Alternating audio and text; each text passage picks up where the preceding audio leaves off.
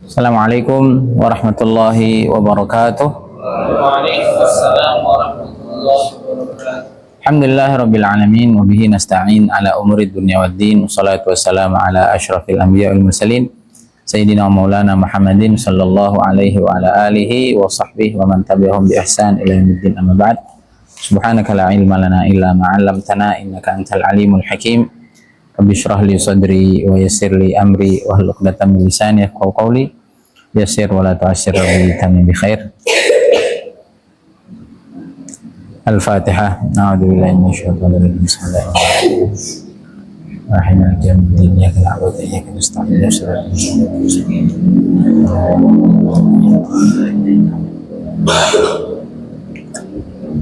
Yaqulul mu'allif rahimahullahu ta'ala wa daman nafa bih barakati ulumi bikum al-muslimina fid dharain amin ila an qala. Bersyukur kepada Allah Subhanahu wa taala. Negeri kita ini selalu ingin digoncang oleh orang-orang yang punya kepentingan dalam ataupun luar negeri. Tapi alhamdulillah hari ini ada demo lagi nggak? Ada. Besar nggak? Lumayan. 17+8 tuh. Tapi nggak chaos juga. Ada itu. Ada cukup. Apa? Nggak terlalu ya.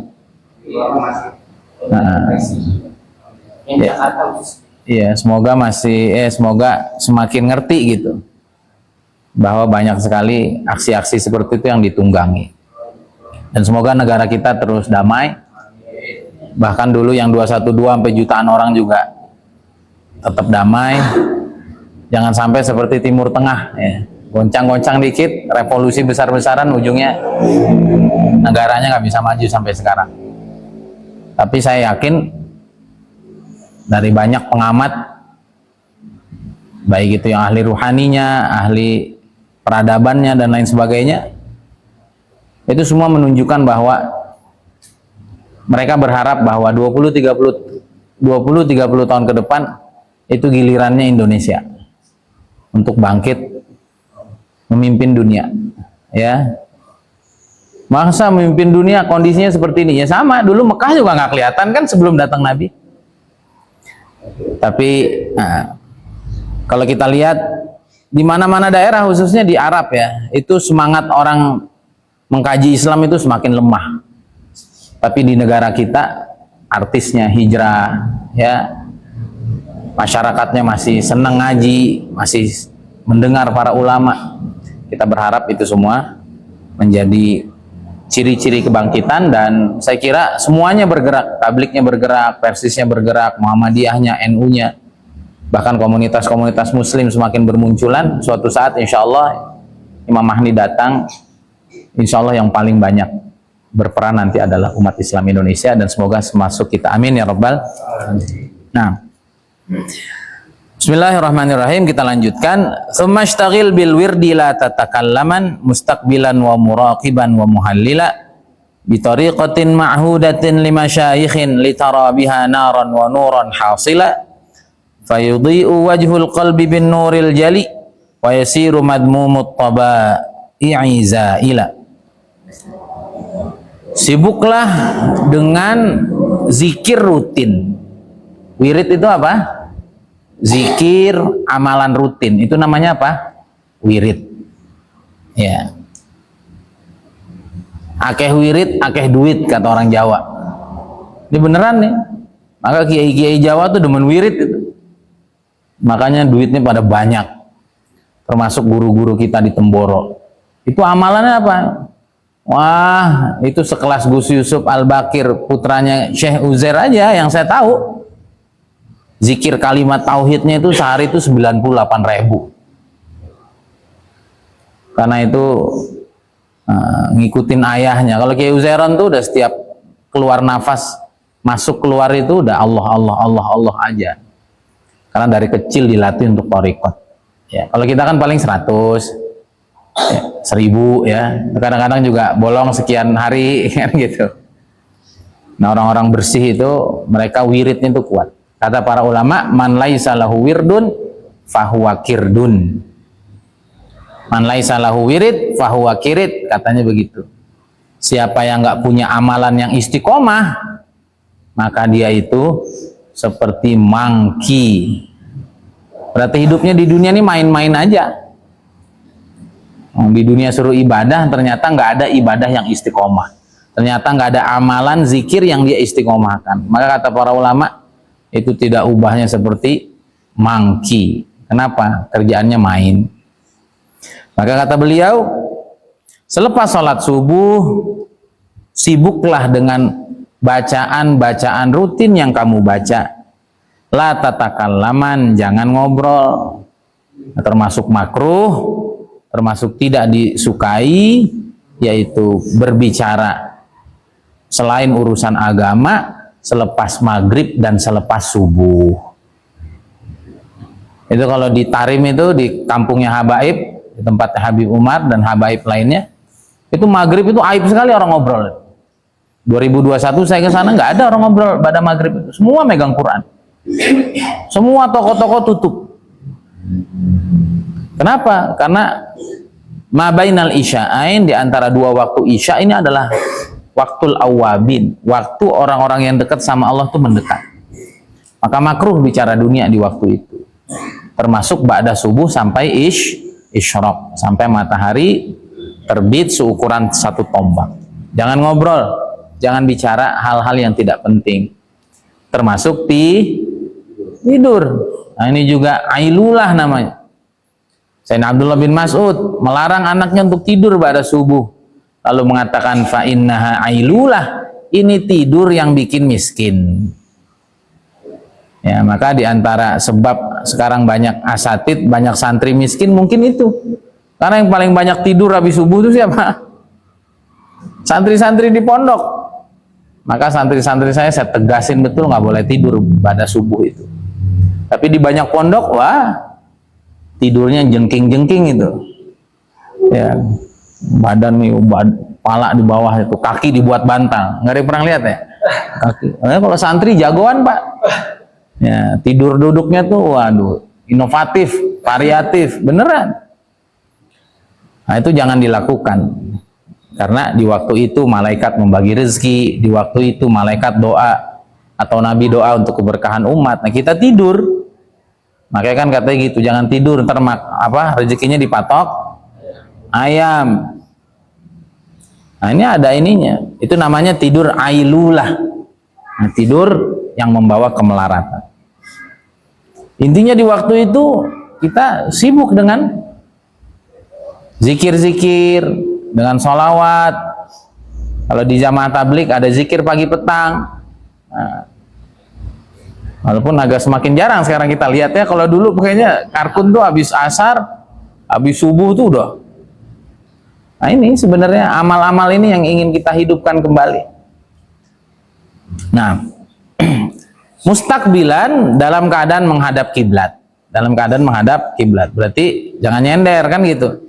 Kadang-kadang enak ya, pegang tasbih sambil nyender, kaki naik gini. Gak lama tidur kan enggak? Nah, kita dengan penuh khusyuk menghadap kiblat wa muraqiban, dalam keadaan senantiasa merasa diperhatikan oleh Allah Subhanahu wa taala, wa muhallila, dan mengucapkan tahlil. Berarti apa saja? Tasbih ya, seperti zikir pagi petang, subhanallah, alhamdulillah, wala ilaha illallah, wallahu akbar, minimal 100 kali.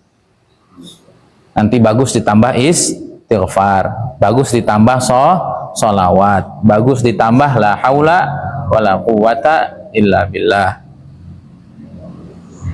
Bagus lagi, agar kita zikir itu sedikit jumlahnya tapi nilainya besar, itu Nabi SAW mengajarkan. Nabi SAW pernah berangkat sholat subuh dan Sayyidah Aisyah radhiyallahu ta'ala anha sudah duduk di tempat sholatnya.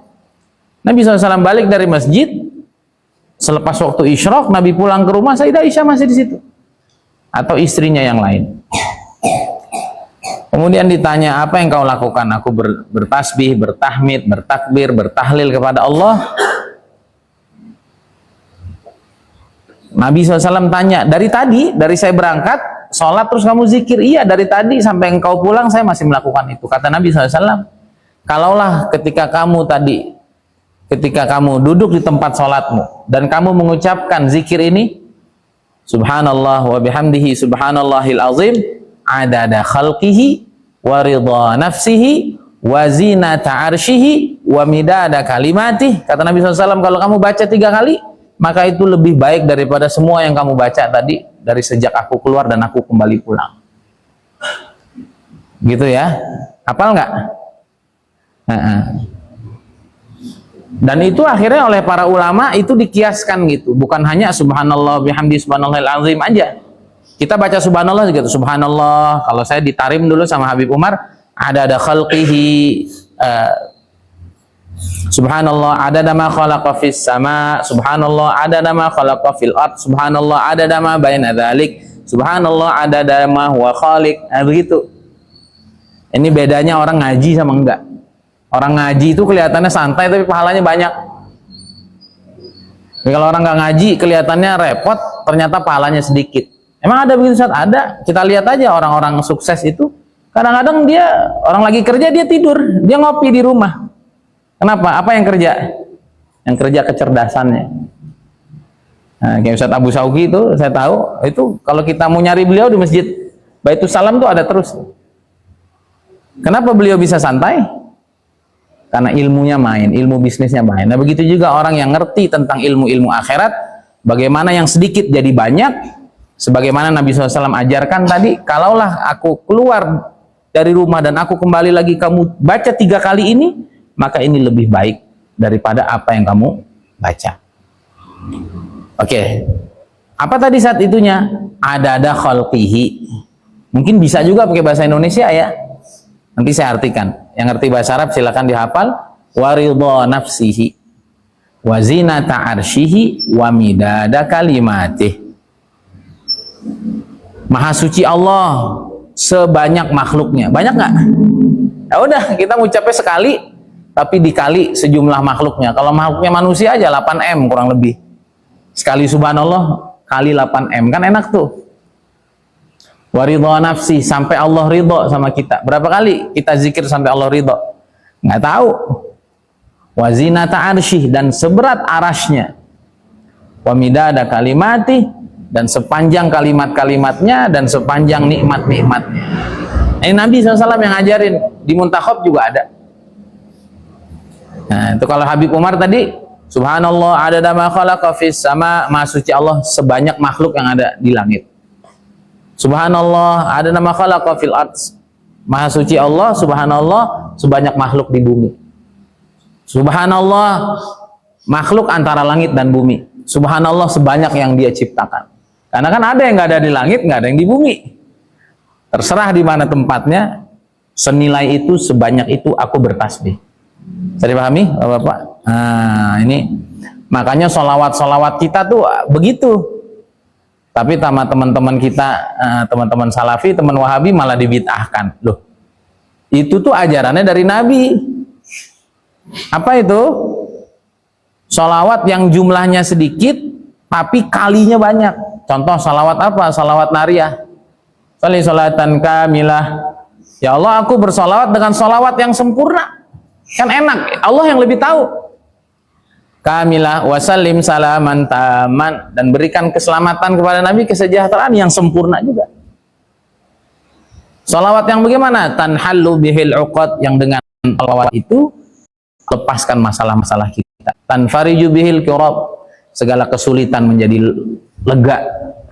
Utuqba bil hawai, segala hajat dikabulkan. Wa tunalu birraghaib, segala cita-cita diraih. Wa husnul khawatim, dan mendapatkan husnul khatimah. Wa yustasqal ghamam, langit yang enggak hujan-hujan biar turun hujan.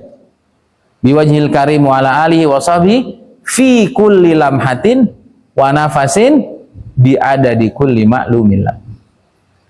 Berapa banyak salawatnya? Fi kulli lamhatin wa nafasin, setiap kedipan mata, setiap nafas yang terhembus.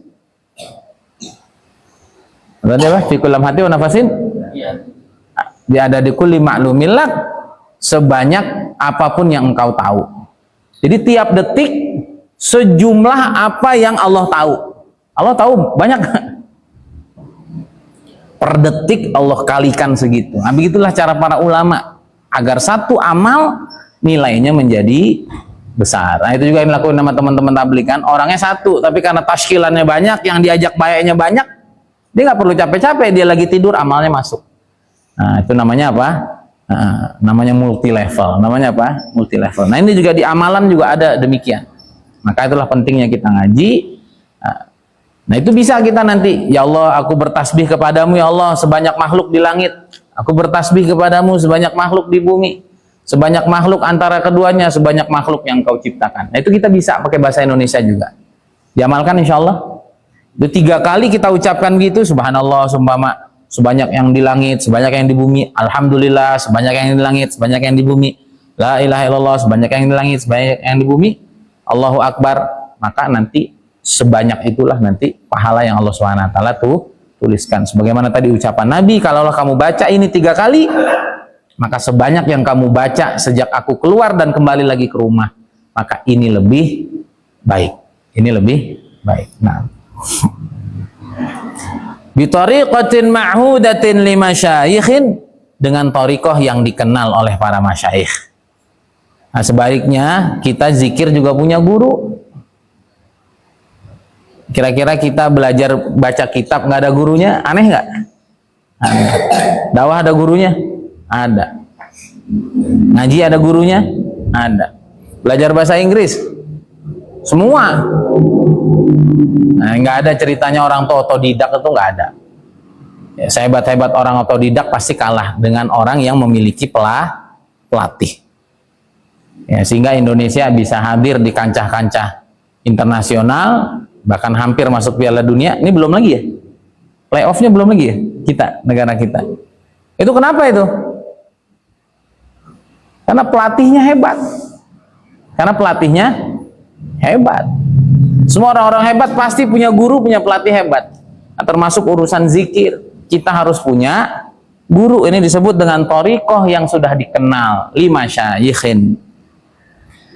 Ustadz punya guru thariqah, saya punya. Saya ini thariqatnya adalah Naqsyabandi Khalidi, ikut guru-guru saya di Temboro. Silakan Bapak-bapak. Gus Baha itu Syadzili. Nanti ada lagi apa? Qadiriyah, Naqsyabandiyah. Nah, itu banyak. Kalau di India banyaknya Jishtiyah, termasuk Maulana Ilyas. Itu masyayikh kita tuh punya sanad thariqat semua. Sehingga nanti kalau kita punya guru thariqat, nanti ruhaniyat kita nyambung dengan mereka. Satu. Yang kemudian yang kedua kali itu tadi, zikirnya itu ada ilmunya, ada powernya. Tetap beda lah, orang pernah mondok nggak pernah mondok itu kan tetap beda. Ya. Orang pernah ini ikut jamaah dakwah sama enggak kan juga beda. Semua beda. Itu artinya kita harus mengikuti jalur-jalur yang memang sudah jelas adanya. Yang penting pesan Kiai Uzairon dulu, kalau mau nyari guru jangan yang nggak sholat, gitu aja. Ngajarin zikir nggak sholat, itu zikir apaan begitu? Nggak ada. Karena pimpinan mursyid thariqah pertama itu Rasulullah SAW. Nabi sholat nggak? Itu mursyid thariqat pertama tuh. Ya, maka syariatnya harus jelas. Kalau ada mursyid thariqat nggak sholat, jangankan nggak sholat jamaah, nggak usah ikut. Karena kata guru-guru saya, ciri terakhir kesolehan seseorang tuh masih sholat jamaah. Kalau udah nggak sholat jamaah, bahkan kata Nabi SAW, istahwada alaihimu syaitan. Kalau satu kampung udah nggak ada sholat jamaahnya, itu kampung udah dikuasai syaitan. Pikirannya, gaya hidupnya, cara berekonominya, bersosialnya. Sholat jamaah adalah ciri terakhir kesolehan satu orang, satu rumah, satu kampung. Kalau mau nyari guru, kok nggak sholat jamaah? Cari aja yang lain. Apalagi nggak sholat, waduh. Apalagi pegangan tangan sama perempuan, selesai. Berdua-duaan sama perempuan di kamar. Nah ini, maka harus ingat mursyid thariqah. Jadi kalau di kajian namanya ustadz, namanya kiai. Kalau di thariqat namanya siapa? Mursyid. Namanya apa? Mursyid thariqah. Ya, kalau mursyidnya nggak ada, nanti ada badalnya, gitu. Ya. Dulu zaman Kiai Uzairon ya mursyidnya Kiai Uzairon, sekarang zaman Kiai Fatah Kiai Fatah. Kiai Fatah nggak ada nanti, dan itu kekhalifahan itu nanti juga ada mandatnya khusus. Namanya mursyid Thariqah. Siapa mursyid Thariqah pertama? Rasulullah SAW. Nabi sholat. Jamaah. Pernah megang perempuan Nabi? Nggak pernah. Ma safahan Nabi SAW imra'atan qattu. Nabi nggak pernah nyentuh perempuan ajnabiyah sama sekali. Termasuk ketika Nabi SAW mau berbaiat dengan para muslimat, sahabiat waktu itu, beliau pakai tali. Pakai apa? Pakai tali. Nah, ini berkah tangan kiai. Kiai paling kiai adalah Rasulullah SAW, dan Nabi nggak pernah melakukan itu. Ya, jadi kalau kita ngaji tuntas, kita nggak akan mudah dibohongi. Ini pentingnya kita ngaji. Nah, yang penting itu tadi, yang ma'hudah, yang terkenal aja lah. Yang terkenalnya itu Naqsyabandi, baik Khalidi ataupun Qadiri. Kemudian ada apa lagi? Tadi yang paling dua ini yang paling besar, sama apa? Syadziliyah. Nah, itu yang paling besar. Nah, kita kan kalau di Indonesia ini ada perkumpulannya kan, namanya apa? Jatman ya. Jamaah Ahli Thariqat, itu yang punyanya NU itu Jatman. Itu kita lihat aja tuh di Jatman ada nggak nama Thariqah yang mau kita ikuti. Kalau nggak usah. Nah, dan yang paling masyhur Naqsyabandiyah dengan Syadziliyah. Cirinya kalau Naqsyabandiyah nih seperti teman-teman tablik, jos.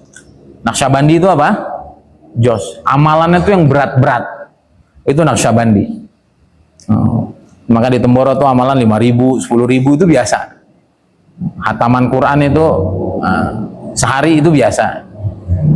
Keluarga Temboro, anaknya hamil, istrinya hamil, ayah ibunya akan baca 100 hataman sampai anaknya, itu biasa.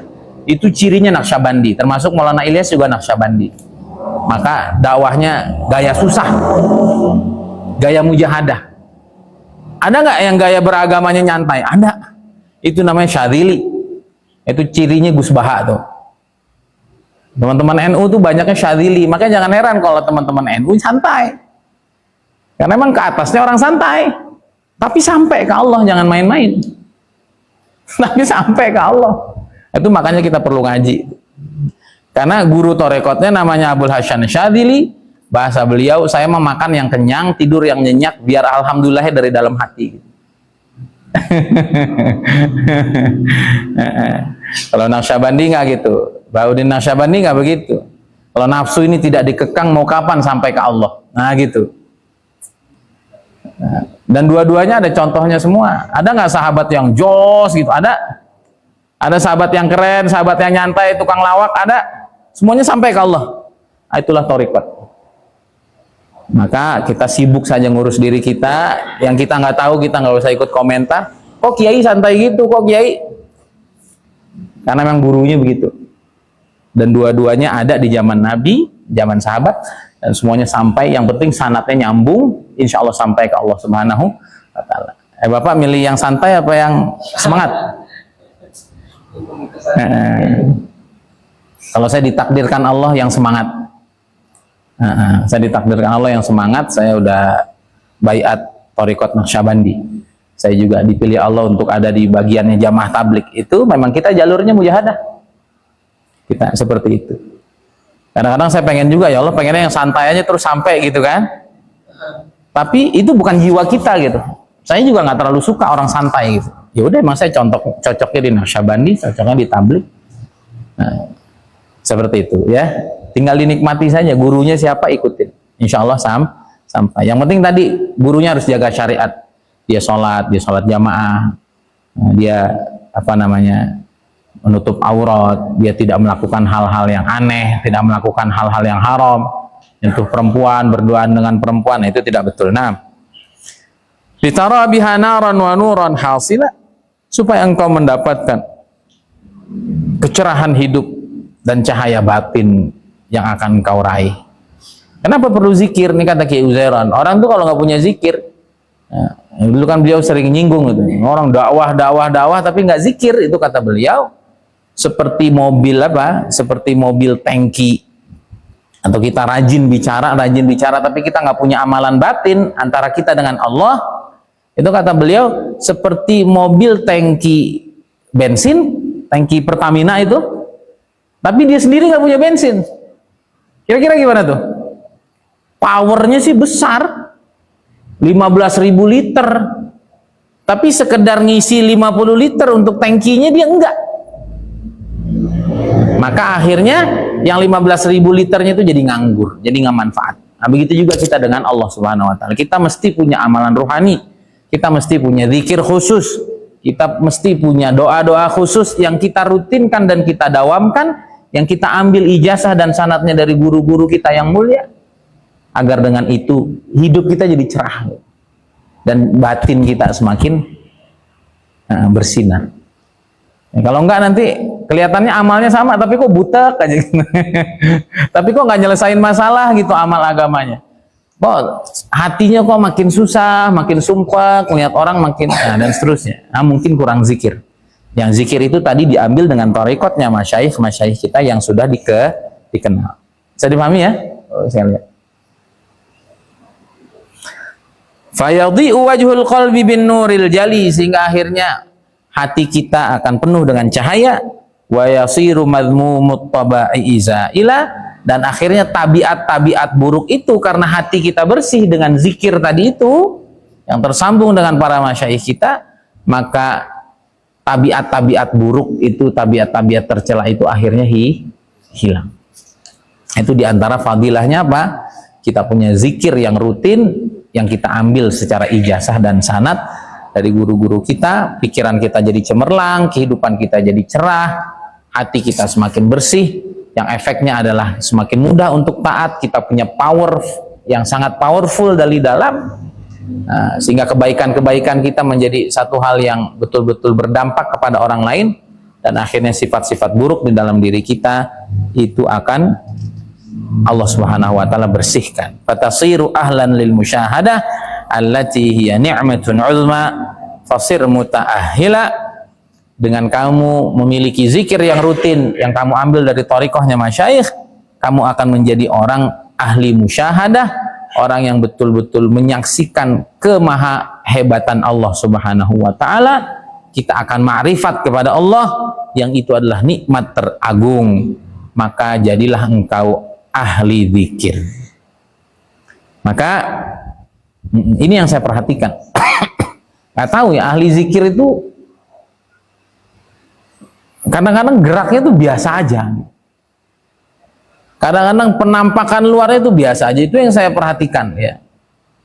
Sama guru-guru saya di Temboro itu. Kadang-kadang kayak biasa aja dari luar itu. Jangankan bapak-bapak, saya dulu ngelihatnya nyantai begini. Tapi bapak-bapak kalau masuk di ruang suluknya para masyayikh itu, kita baru tahu siapa mereka. Itu zikirnya nggak pernah putus itu. Nah, makanya udahlah kita nih yang jauh dari zikir, dari ingat Allah, bahkan di dalam sholat kita juga nggak zikir gitu kan. Kita nggak khusyuk, udahlah nggak usah komen-komen masyayikh, kiai-kiai, apalagi yang mereka ahli thariqat, jangan. Nah, itu kualat nanti kita. Kenapa? Karena ya, mereka tuh punya power yang luar biasa, dan mereka yang lebih dekat untuk ma'rifat kepada Allah Subhanahu wa taala. Insyaallah, kalaupun kita belum ikut secara langsung sama mereka, tapi kita mahabbah, kita cinta, kita hormat, kita berharap keberkahan mereka juga turun kepada kita. Nah, itu saya kalau ketemu Gus Yusuf, kayak kemarin saya ketemu Gus Yusuf, itu mulutnya nggak berhenti komat kamit, karena saya tahu targetnya 98.000 sehari, Pak. Allah 98.000. Ini kalau lagi ngobrol tangannya begini aja. Sholawatnya jangan ditanya. Sehingga akhirnya mereka dipilih oleh Allah Subhanahu wa taala sebagai pelita-pelita hidayah. Dengan kita mengikuti jejak mereka, dengan kita cinta kepada mereka, kita berharap walaupun kita jauh levelnya dari mereka, apalagi ngerasa lebih baik ya, wah, itu jauh sekali.